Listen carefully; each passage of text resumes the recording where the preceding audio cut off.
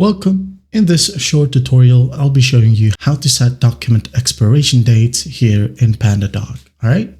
So first up, just go ahead and log into your PandaDoc account. Now, once you're in here, go ahead over to Documents and then open up a document. Okay. For example, I have this sent folder right here. Okay. By the way, when you go ahead over to a document, make sure that it is highlighted. Just go ahead over to the three dots here at the far right, click on it, and you can extend the expiration. Okay.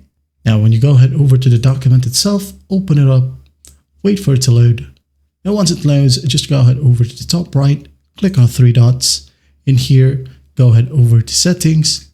Now here we have expiration. Okay. Just click on it.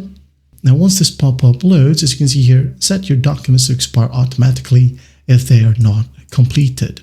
Expiration period, click on edit, choose the date.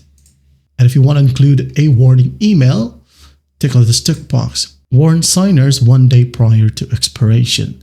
So once you're happy with that, just click on apply, wait for it, and it says you're updated less than a minute ago. And after that, you're good to go. And that's how you set documents expiration dates in PandaDoc. Well, I hope this video helps, and I'll see you in the next one.